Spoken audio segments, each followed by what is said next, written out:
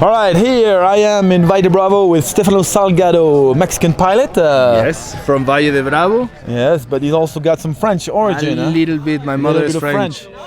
Yes, so it could be an explosive mix. Can you tell me, Stefano, what's the future of paragliding competition pilots here in Mexico? Well, because the old guard is retired, huh? The old guard has retired, but they still fly a little bit, not competing. We have one here, Fabul, coming.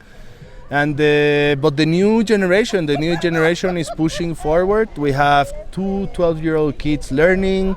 We have a bunch of new students in Valle, but competition-wise, we have two kids from Valle, 16-year-old, one second-generation pilot from a school here at Peñón.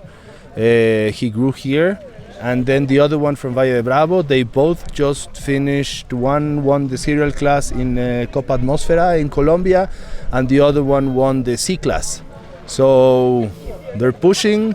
We have a lot of expectations in their future. They're coming with good training, they're flying safe, and they have all the support from their families. Yes, that's important. Yes. Support and training.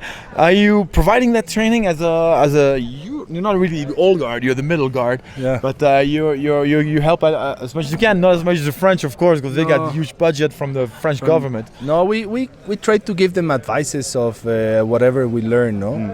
But we don't have this this professional training as the French guys have, no? And I think that's the reason why we see so many French pilots in the top places every single competition. Yes, but in this place, I mean, the conditions are so strong and so consistent. You can fly so much. Of course, it's like Top Gun. We don't make a lot of pilots, but we make very good pilots. That's good. That's good. And how about you? How are you doing in this competition?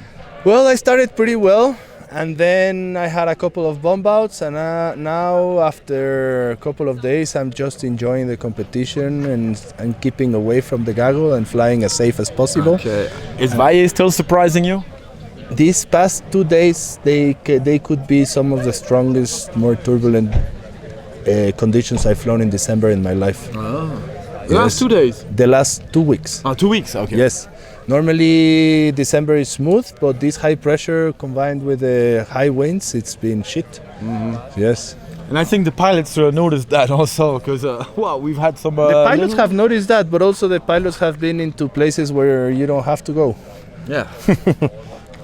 So it is turbulent, but if you add the competition ego of the pilots, then it's more turbulent. Mm-hmm.